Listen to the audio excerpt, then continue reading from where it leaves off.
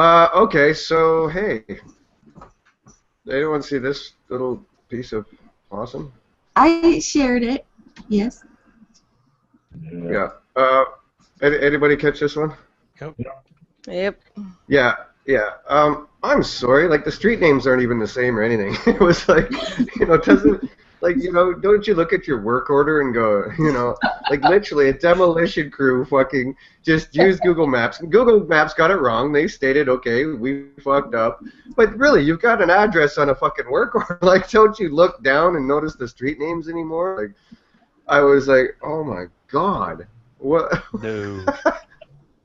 Have you never met a demolition crew? You're lucky they could work Google Maps. Yeah, that's kind of what I told my wife about the story. I told my wife about the story, and yeah, that's what she said. She was like, and I said, well, they're construction workers. Come on, like, So yeah, literally, this woman I guess was damaged already. But anyways, they came and tore the whole place down, and it was the wrong place. All the furniture flying out the window and shit might have been a first hint. I don't know. Now, do we think it was really a put-up job? Was this an insurance? I don't think this is the first time something like that's happened, though. No, they did it twice. This is in my city. They did this twice, and they did 2 houses by accident. Because it was a duplex, capsized. Just in general, it happened. But it's not like Google is coming there and demolishing these properties, right? It's just no, there was a woman who tried to sue them a few years ago. using Google Maps to figure this out. Yeah, there was this woman a couple of years back, probably on the regulators, and she was had her phone up to her face like this, and she was following Google Map directions, and she walked into traffic and tried to sue Google because they didn't show that road there. She got hit by a car. Oh, that's like what they haven't and told, stupid at the same time. It's actually a conspiracy. The person that they demolished the building of was from a bad review. You don't know that. My fault. But I guess it begs the other question: are people putting too much faith in technology and/or Google or whatever? Or even reviews, exactly. Or human intelligence. Yes, like you still have to use your brain, people. AMP? See, I'm good at lazy. Pretty much, people need to get on board with AMP, and if you don't, you'll regret it later, because you need to sort out all your... once you employ AMP, you're going to have like all these errors that are going to pop up, but it'll take a while to show up. So basically do it now, because Google says they're going to expand it into more than just news. That's a Cole's Notes version. Well, yeah, which is a good question. So where is it being mostly employed at this point? So news is what you know about it, or? Yeah, it's just right now in the news carousel that shows up on mobile. So, and that does include blogs. A lot of people don't realize that blogs can show up in that carousel because it's something completely different from Google News. So if you have a blog, it's worth showing up and getting your AMP up and running. Getting your AMP up and more running. things that are not for people. I know. I kind of like AMP. I've been checking a lot of results with AMP, and I do like it. Especially I've been traveling a lot, and on my horrendous Canadian data plan down in the States, and that part of me really, really loves AMP. But ironically, here in Canada, it's not employed up here, which I was like, what? Which again, I guess, folks, the question is I know many times Steve and Terry and I, we used to talk about things like anything new that came out of Google, and we always kind of waited on it. It was HTTPS or whatever. You almost kind of, let it gestate for a while. So, what's everyone advising clients at this point? If you have WordPress, you can just do the plugin, and it kind of does it for you. So there's really no reason not to kind of employ it and see what your feedback is on it and how many page views are actually happening. If there's no page views happening, there's no real value in it, but I'm pretty sure we're going to see it go into more mobile search results beyond just the news, and probably sooner rather than later, because they're pretty pumped up about it. It's such a case-by-case basis when it comes to clients, because Some have a good, strong mobile strategy at the moment, and it's going to be really important for them. Some need to sort out the basics of their mobile strategy before they start worrying about AMP too much, but you do tell them to incorporate that thinking so that you're measuring twice, cutting once. And then there's others for whom mobile really isn't that much of a big deal for them at the moment, and they've got other bigger problems. So you've got to kind of look at where they are and what scale you're looking at as well. If they're only worried about the next 6 months, I wouldn't worry too much about AMP. But if they're looking at the next year, 2 years, they're going to need to think about AMP now. The problem is like I know quite a few larger companies that rolled out brand new websites January 1st, December, and they're when we approach them, well, now we've got AMP to deal with, and they're like, we just spent $60,000 or $100,000 on a website, get stuffed in very loud and flavorful and colorful language. To have to constantly keep investing that kind of money is ridiculous for some of these companies. Yeah, I've got a client now who's in the final stages on their dev server, corporate client, big, site, multi-million-dollar revenues online, whatever, and they're just finishing the redevelopment now, meaning it's almost ready for rollout out of the dev server. So I'm running over everything, and they've just literally in this rollout got around to getting their semantic code all in order. You know what I mean? They're just barely getting their head around that stuff, and now all of a sudden, they're asking me, what is this AMP? What should we do with it? And I'm like, at this point, the where they are in the development process, you can't start from scratch with that and start going that direction.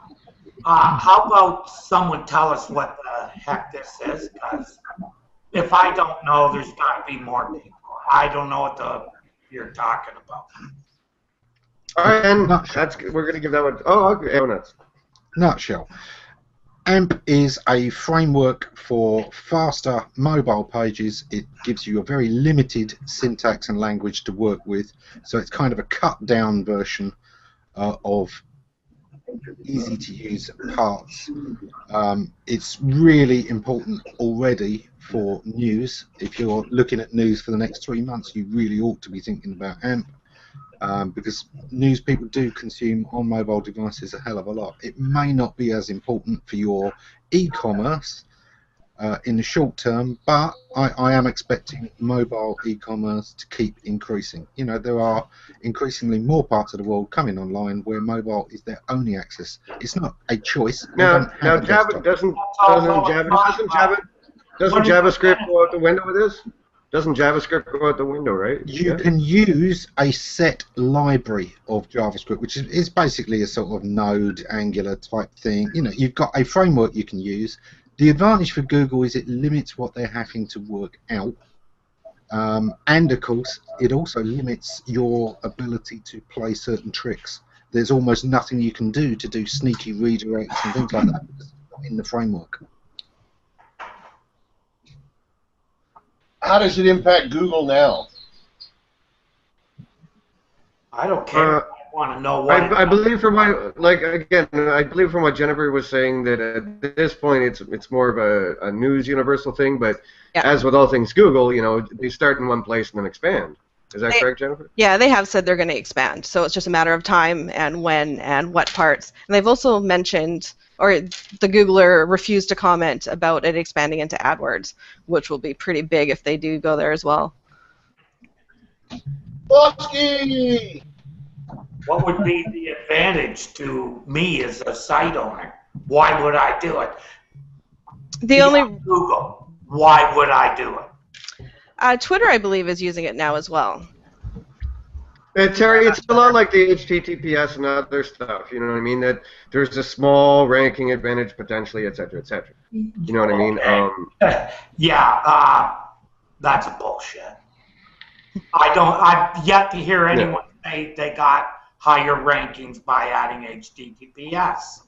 In fact, I've heard the exact opposite, that it's very hard to implement, and we should all know that if you develop websites, when you add that layer of security, that slows down your website, which kind of negates trying to speed it up.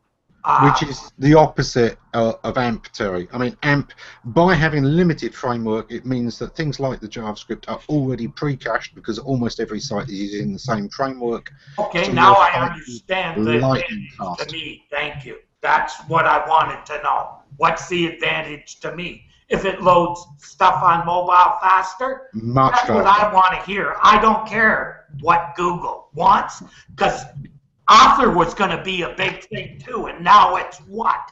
Nothing. It was a complete waste of time if you're looking beyond ranking tomorrow. Well, no. Ammon. Oh, go ahead, Steve. Different way of looking at it, I guess. Authorship morphed into schema. Oh, come on. Move on. That's ridiculous. Okay.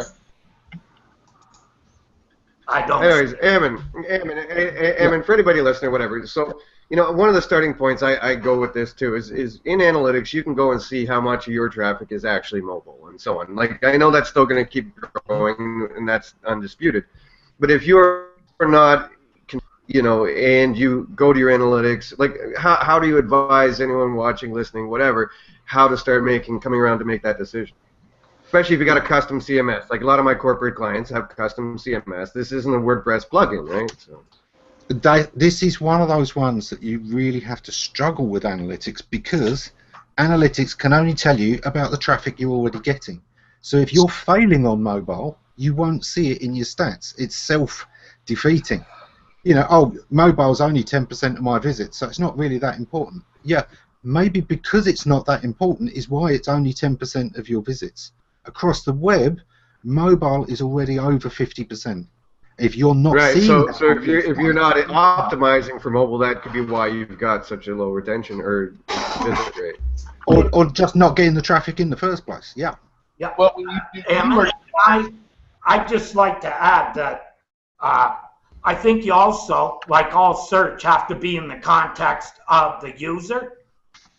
For me, a lot of the mobile traffic is on, like, using social media and stuff like that. I don't know many people, unless they're sitting somewhere and they're waiting, that are using their phones for search. Oh my gosh. Or if they're driving around or something. My point is, most people will do some specific types of surfing only on the desktop because it's so hard to work with the information that you find on a phone. Okay, quick rule of thumb. I mean, it used to be that we thought, okay, well, people with money will always have a good internet connection. It's just, the ones who've only got a phone, that's generally the cheaper, end of the market. Well, that's no longer true, because more and more of the busy executives are using their phones all the time, so it's actually their most familiar device. They will come first on their phone because they're used to doing everything first on their phone. Well, so, to add to that, when I was back home just recently and at a family gathering, and out of the 30 or so people in the room, not one of them even owns a computer anymore. They all do 100% of everything they do on their phones. Mm-hmm. Yep. We've certainly seen. Add to that, people do searches from store shop floors, looking for reviews, looking for products to compare what they're considering buying, and looking for cheaper prices. So they don't carry their desktop computer around. Well, that's I'm infamous for that, and the guys used to laugh at my ass because I would take, back in the day, I would take a computer into the pub and ask people to do search tasks. Say, go find this for me, and watch how they go about it and watch how they do it. These days, it's actually mobile phones. I'm literally last night I was sitting down at the pub and I had the mobile phone out and asking people to use voice search to find things and seeing, firsthand the difference between how someone typing and compared to how someone would use voice search. We had watched that video yesterday about the future of search stuff, which got me all riled up and my brain hurting. So I went out and started asking people, hey, grab your phone and go find something for me. It was funny, actually. We were sitting in the pub down the street here, and it totally geolocated and did a bit of ambiguity because all I said into Google, because you started with OK Google, that clears your last search task. So it was OK Google. What was it? I want a beer, and literally, that's all I said. I just said OK Google, I want a beer, and it brought up the pub I was sitting in as the first listing. Basically, Google said, "Turn around, dumbass, go talk to the bartender." And it was like, but it was really impressed with how it did that. Yeah. I was like, wow, that's you know, that was a really Millbrook, cool video. Here in Millbrook, and here, yeah, that was an excellent video. I really enjoyed that. You know, my wife was playing with it while we were sitting in the pub there too. She saw a bunch of garbage that the owner was taking up to the street because garbage day is today. All she did was pick up her phone and said, "Google, remind me to take out the garbage." And the Android came back and said, "When do you want the reminder?" She said 2 hours, and that was it. Is this okay? Yes, and that was it. It was set. And 2 hours later, when we got home, the phone lit up and said, another one. We have a theater here called the Fourth Line Theater. So I decided to try and mess around with RankBrain or whatever you want to call it, and the geolocating. So all I did was Google play fourth. What was it? Yeah, play fourth line, which are three different words. Play could mean a bunch of things, fourth could mean a bunch of things, and the word line could mean a bunch of things. But once again, it took that voice query and turned it, and the first result was the theater that was about 2 miles from where I was sitting. So yeah, mobile's interesting stuff, for sure. And theater in 20 miles, though, Dave. Yeah, but I didn't say theater. I didn't say theater though, Terry. I said play, which could mean, you know, music. It could mean playing with your kids. All I said was play fourth line, which could mean go find a song named Fourth Line for me, because you can do that too. You can go to voice search and, you know, and say play and name a song, and literally it will go to YouTube, find the song, and start playing it. So again, yeah, theater wasn't even in the query, but it geolocated me and then started to figure out that ambiguous query based on the geolocation, and it spit it back. Like I said, literally, dude, all I did, the first thing I did was say, I want a beer, and it came up with a listing for the bar I was sitting in. So and interestingly, Dave and I were talking about this last night, and I went to my Chrome on my desktop and did a voice search for the same thing, play fourth line, and it showed me the number 2, 3, and 4 results were for the Fourth Line Theater in Ontario. All the rest of them, of course, were hockey related. Play the fourth line. So, I didn't even think I'm of in that. Mexico, so there was no geo there, but I'm on a desktop, so that probably rules out any geo. Yeah, another one we did was, and again, I don't keep my address anywhere. So I'm assuming that it's geolocated the Android based upon where I am at different times of the day. Terry, I walked out the front of the bar and I just said, "Take me home." And it popped up a Google map. It showed the entire route from the bar to my house, told me how many minutes would be, and da-da-da. So, yeah, the voice search stuff is kind of interesting when you play with it. I'm surprised a drone didn't come out of the sky and pick you up. Give it time, Tony. No, my self-driving car would just come down the road and grab me. Yeah. Well, Or they just on the voice search thing, that's like not really anymore. And I'm just speaking strictly from Texas and people in Texas, but it's not a novelty. I mean, that's how we do stuff now. You know, I mean, here we talk to Siri crap like that. I get on this phone and I'm like, I'm looking for Pancake House or Mexican restaurant, but it's always local related 9 times out of 10 with voice search. But the other part is I did it a minute ago on Google, where I pulled up Google while we're sitting here and asked a question to Google, because I'm using it on my desktops now for voice search. It's not just a mobile advice. It's why does Google want us to use amp meters? You know what I mean? And it'll give me a feedback or whatever through. Another one she did last night. We were sitting there, and she said, post on David's Google Plus page, and it assumed, I guess, because the email interactions, that I was the David. She didn't even put my last name. Just said put, and literally it recorded her voice, translated it into text, and said, "Is this message okay?" She said yes, and it posted right onto my Google Plus page. So yeah, I've been messing with the voice search stuff a lot. On the bigger issue of mobile, a lot of money is headed that way. Do you remember the console wars kind of cooling off, and Microsoft weren't even sure they were going to do another console? We pulled out of the battle.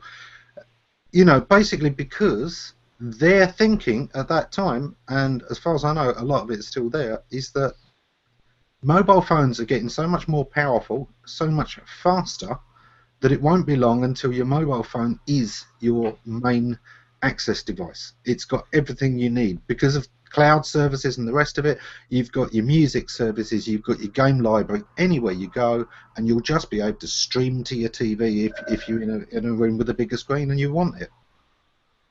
And you'll be trackable. Well, sorry, I'm using voice. Let me mute.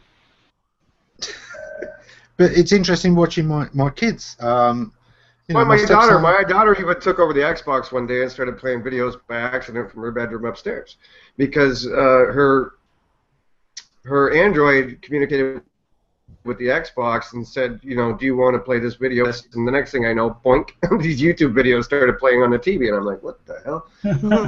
Like, Alicia, what have you done? You know, and she's like, oh, sorry, Dad. But yeah, the mobile devices actually do communicate with the Xbox and everything else too. You know, you can stream right off whatever phone you're using onto your TV. So. Yeah, well, my kids pretty much only go to the computer for certain games that won't run on anything else. But they'll sit for hours with their tablets or even with their phones, watching YouTube, interacting with their friends. You know, mobile is their first choice, and this is the next generation. Yeah. Well, and isn't that just like a step in the evolution where we're holding something and eventually we won't even need that, right? I mean, that's just... Well, no, the yeah, no, interim. like, you know, after watching that Future Search thing, you know, I mean, you'll be able to program your oven to know your own personal recipes. And you could put something in the morning before you leave and say, oven, you know, execute this recipe. You know, you could talk to your slow cooker in it, you know, because when I cook a roast, it'll be on, you know, high for 4 hours and then medium or low for the next 2 hours. You'd be talking to every device in your house, your oven, your everything. You know, I mean, and you can give it commands and so forth. You know, that's the ultimate future, I'm sure, with any of this kind of voice And then technology. someday your phone will simply interrupt your conversation and say, David, you need to go to the bathroom. Well, no, my doc will probably be more like, David, excuse me, you're drunk dialing again. Do you want to terminate this call? And just don't give a bad review to a demolition company. They'll find you and they'll do you. Okay, Jennifer, I'm pulling your chain again here, my love. Okay, yeah, well, you know, like I said, I'm just going to be lazy now that I got you in here.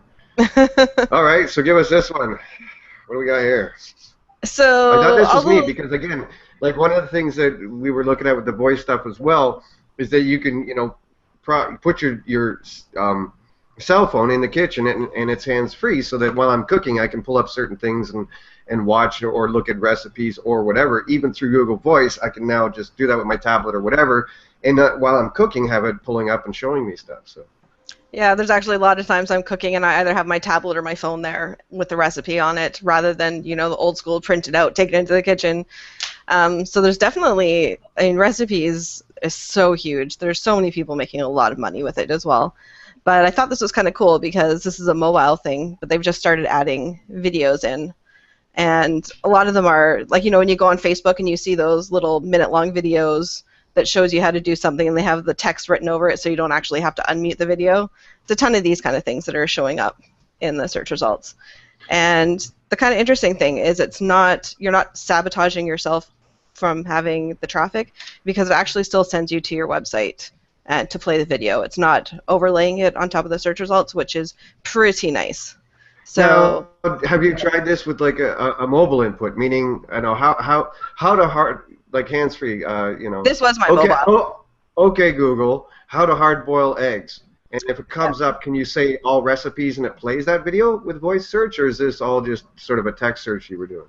I can't remember if this one was a text search or voice search. I do both for a lot of testing, but I didn't actually try playing the video from the search results via voice. I just clicked on it and away it went. I've got something new to play with later. Yay! And actually, I'd be curious. Google just really ramped it up yesterday. It was kind of hit and miss. Once in a blue moon, you'd kind of see these videos in the carousels, and yesterday they were like all over the place. So yeah, I'm curious. I'll have to try that. Sorry, go ahead, Tony. No, I was just going to ask Jen. You know, what's the likelihood that with personalized search, you go to the carousel, you click on the video, you've already been doing your shopping with Tesco's or Walmart on your phone. What's to stop these corporations from then, hooking you into various bits and pieces? I mean, to me, it seems a way of such a delve into your life. Not just what you eat, but the recipes. I mean, surely there's a tie into that somewhere, and how these other companies can. Well, it's interesting. It's always that combination of intrusiveness or convenience. You know what I mean? Two different people are going to have two different opinions on that.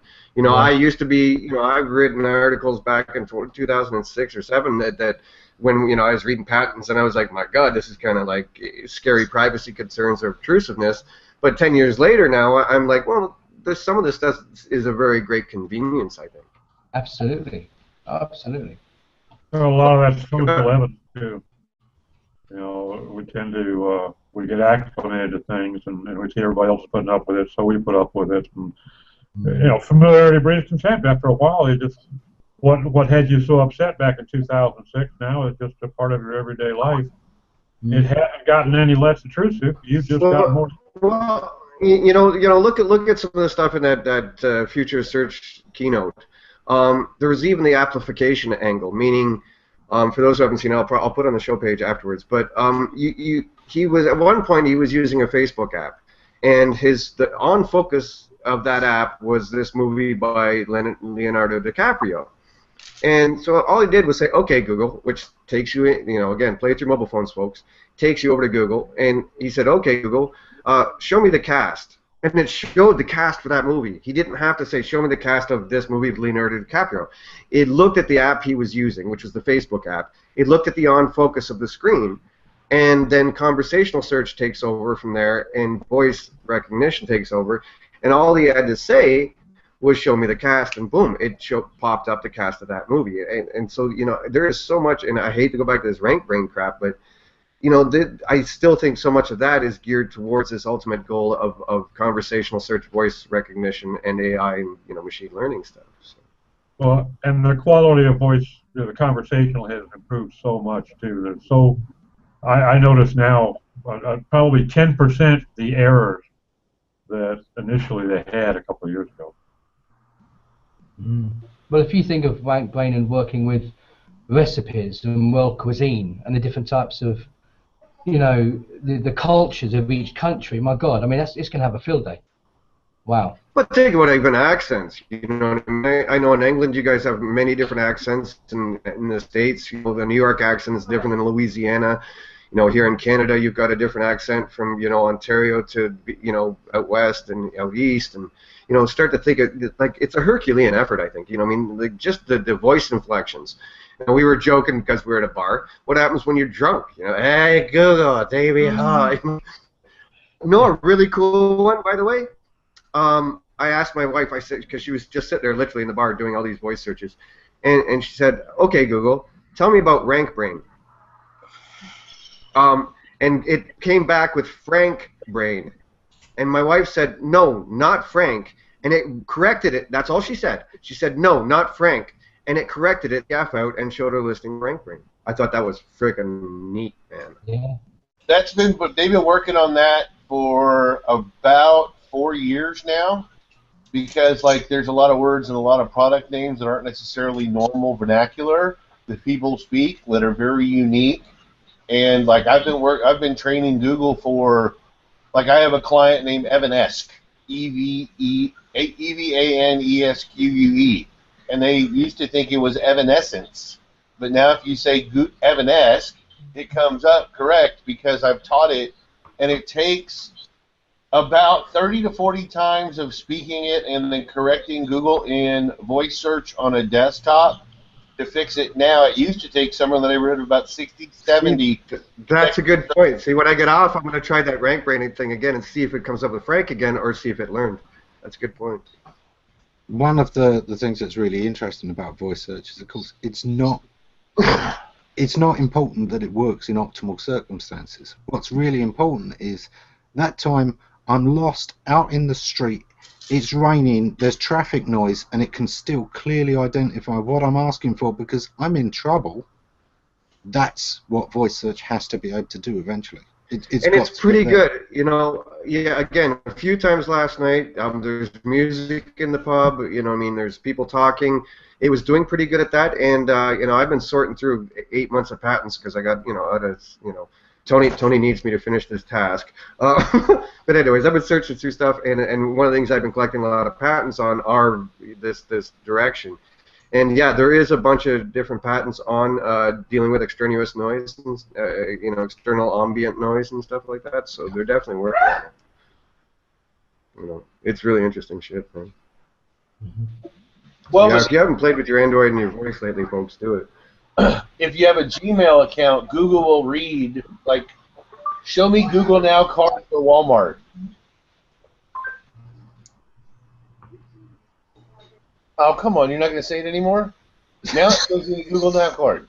It was reading my Gmail because I had a Gmail about testing a Google Now card for Walmart, because right now the Google Now card for Walmart, when it triggers off the beacon at the cash register, which then triggers off my phone the minute I walk out and get in my car, which is kind of useless.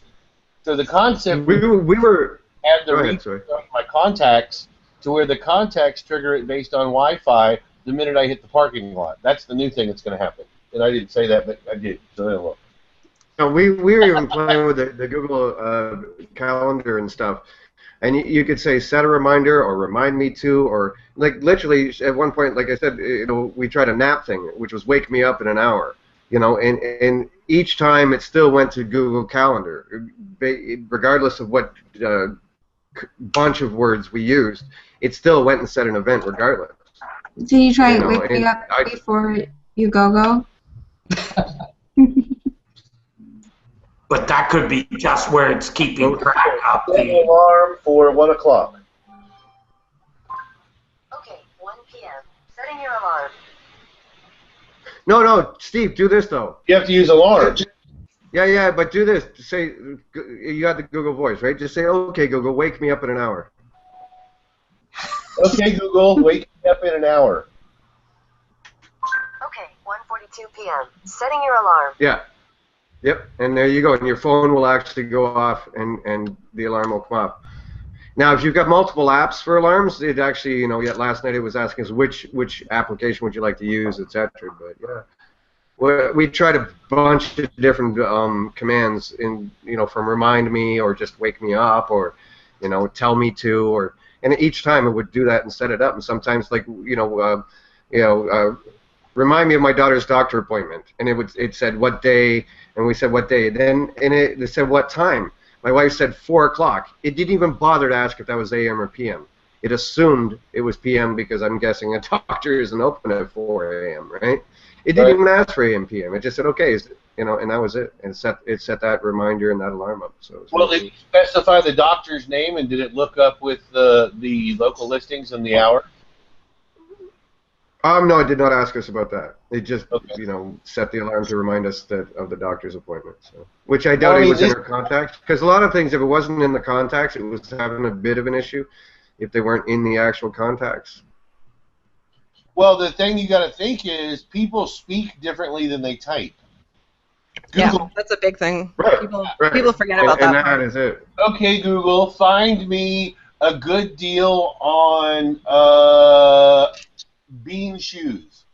You know what I mean? And you know, whatever. So I think the difference is you have to translate that, and we've started, I think this was about 2 years ago, we started putting voice dependent keywords in meta information for web pages for Google to pick up. You know, and Jennifer, this is the stuff that I think, again, that you and I have been talking about with the RankBrain thing, that I think these are the baby steps towards this eventual goal. You know what I mean? This is why I'm a little shocked that so many SEOs aren't really, or search people aren't really understanding where this is going to go eventually, and how this hooks into conversational search, how this hooks into predictive. I mean, again, this whole AI learning machine approach is why they have to turn it into vectors, and so this is, you know, to me, at the end of the day, where this is headed. This isn't about fucking ambiguous text searches that they don't understand. This is about the holy grail of voice search, and understanding those colloquialisms, understanding those, you know, how people speak as opposed to how people type. Well, I mean, you got to look at it from this perspective, that my need state as a user, based on my position in the purchasing cycle, is going to dictate what I want. Do I want to watch a video? Do I want to play a song? Or do I want to find a deal or an offer or a special on a particular product, which then it knows I'm looking for pricing? So how I say things and what I say thing is going to determine the media type that I get back, plus the type of results I get. Can you talk a little bit, or can you guys talk, because I don't have much to say about it, but I have a question, a little bit about predictive, like predictive search, predictive analytics, predictive... No, well, the predictive elements of stuff like RankBrain is essentially, again, if we're not entirely sure due to vernacular, colloquialisms, or just plain out wording of something, what do we predict this means? Meaning this set of words. Like, what is the prediction of what that means? You know, again, and some of that's just going to be related to click data and search tasks. Like, did the person reformat the query if it's voice or otherwise? Are they reformatting that query, or did they complete that task effectively? Again, with Google Voice at this point, I'm sure it'll change, but when you're doing this Google Voice stuff, when you want to start a new search task, you say, okay, Google, and it erases everything, and it starts again. It creates that search task over, which in traditional terms for us is somebody reformatting that query in their search bar, you know what I mean? So, but now you're reformatting it in voice. So predictive elements are trying to figure out what did they mean. And that's where these vectors and things come in. Like the thing that we were playing with Tony, I think it was before you came in. I don't know, probably up at the top. But okay, here, let me. I'm just going to pull something up. And I said I wasn't really going to get into this too much because SEOs, being the douchebags that they are going to take something like this and think it's a new keyword research tool. But that's not really what this is. But we're going to just go here for a second. All right. While you're quickly looking that up, I just wanted to say, you know, predictive isn't the problem for search that you might think it is, because all of search is predictive. Everything about search is looking at probabilities, not certainties.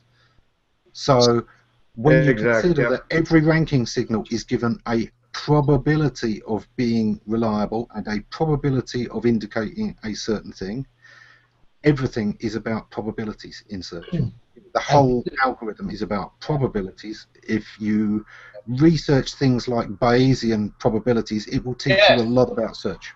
Yes, Bayesian rules and Bayesian guidelines. Oh my God, I'm so glad somebody else besides me said that. I don't feel like such a so see what this is, Kristen, is this is a visual representation of how you know around RankBrain and stuff. You hear a lot about neural nets. What that essentially is.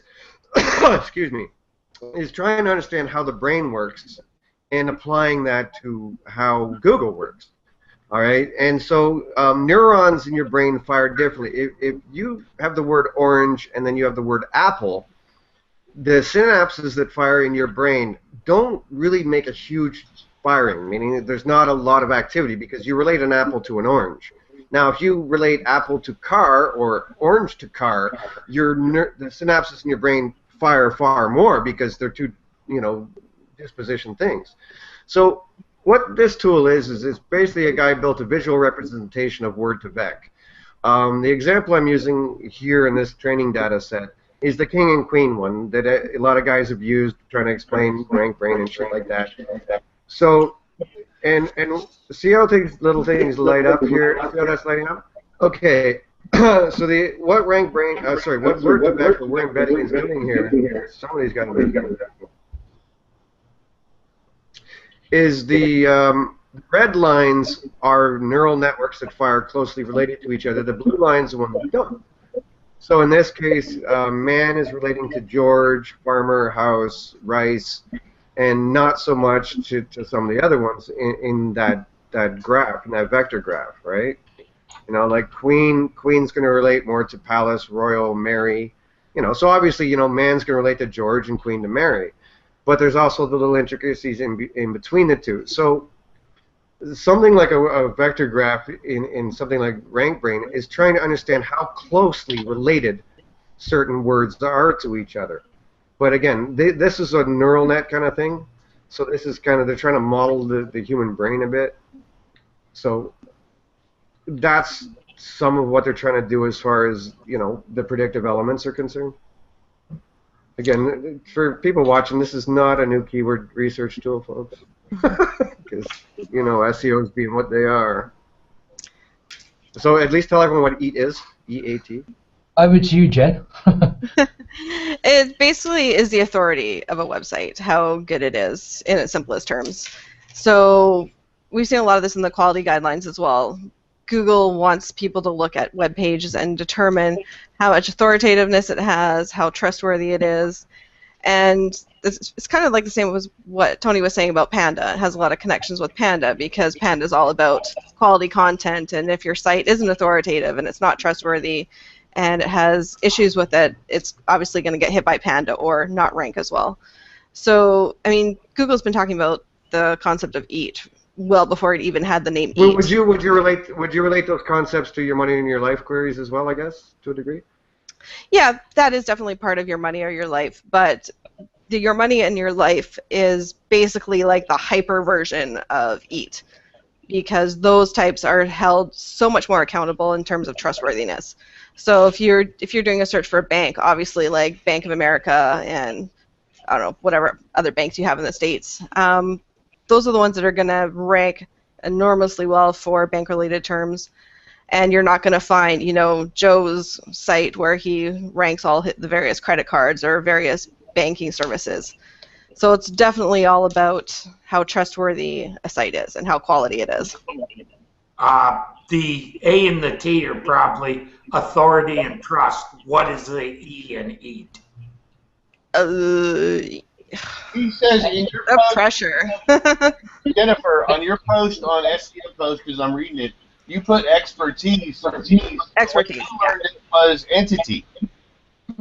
I'm pretty sure it was expertise, not entity. No, I'm reading your post, and it's basically you got expertise. But the way I learned it was, but I guess that's just where's the echo? Okay. I guess part of it is Tony's just new here. He has to keep his finger on that mute button because he's using speakers, not headphones. Okay, well, I'm using for my speakers, believe it or not. It actually works pretty good. But no, I basically, when I did our new SEO audit, which is basically 105 pages that we've now shared across WPP. But EAT for us is entity, authority, and trust. Entity being the classification of what is it? Is it a product? Is it a local place? Is it a concept or a service? You know what I mean? So I took it a different farther. I'm reading your stuff now, and I remember this in the quality. I expected Tony to have fed us this by now. Come on, you're our researcher right now. Come on, Tony. What's the E in EAT? The E, it is expertise. I just went and double checked from the guidelines. Yeah. Post where you have But that makes sense for a website because that's what they're doing is demonstrating their expertise. Exactly. It makes a lot of sense. Where I kind of I have trouble with that because I don't really. I can see authority and trust being a lower value dampened because of expertise, but expertise is subjective. I can be 10 years ahead, and it would seem like nonsense to most people. But I would actually... Okay, Terry, an I'm gonna expert. throw something out. I'm just gonna throw this in the dark just because of my history of reading shit, not because I know anything specific. But okay, so let's go with authority and trust. Authority, I'm gonna assume, is based upon elements of who you're related to in the various graphs, and how they share your stuff. Trust, I would probably go back to things on what Google thinks of you, as far as are you trustable? Do you use duplicate content? Are you using crappy spam techniques? Are you do you have a history of things that we don't agree with? Would be the trust angle. Expertise, and I'm just going to go out on a limb here. I'm going to guess, because remember our conversations with Matt about where you put shit, right? If one post is about duct tape and the next one's about jewelry, I'm going to guess that maybe to Google, expertise is, do you have a common theme that you're known for, that you write about, the content on your site is about? Are you, because when you got to, because authority and trust aren't too hard to figure out. Authority is who relates to you and who you're connected to on the entity graph or social graph or whatever you want to call it. Trust is what Google thinks of you. So expertise, I'm going to guess is probably along the lines of are you publishing a 65 Chevy all the time, or are you publishing about a whole bunch of different cars? Now, are you an expert in a given area? So that's my guess. I've never actually read anything that truly defines that EAT thing. But I think believe that as far as the ego, when Google dropped off there, that kind of told you what they really thought of expertise. It's more about sticking to a topic, I believe. Because expertise is subjective. And search engines do subjective terribly. That's their biggest problem, is being subjective. Well, you got to remember the quality guidelines. Those are for the raters that are sitting there looking at websites. I was going to say, just let me clear this up. Watching now or later, and then you can go. She's talking about the Google Rater guides and guidelines thereof for the Google Raters, correct? Is that what you're referencing? Yeah, that's where EAT comes from. Is from the quality rater guidelines. Okay. Oh, okay. Yeah. So does your money, your life also comes from there. Yeah, that's where it originates from as well. But basically, so you got to remember that these are the guidelines from what the quality raters are looking at, and so they actually go into a lot of detail about how to determine the expertise of a writer. And they, like, one of the examples they use is for medical queries, where and that's your money or your life concept. People can be an expert in a medical condition because they suffer from it and they've done a lot of research. And so they stress that these people can be experts. It's not just doctors or the WebMDs or the Mayo Clinic sites of the world. There's also tons of these niche sites. So when it comes to expertise, it goes well beyond just being a big brand. There's also, universities and things of that nature. So yeah, so you kind of get the sense, Terry, that the three kind of are either boosting or dampening factors. I mean, if you have expertise, but your authority is low and your trust is low, those become dampeners. If you have high trust and authority, but you don't have what Google considers expertise becomes the dampening factor. You know what I mean, Terry? In an algorithmic sense, right? Yeah, I get ya.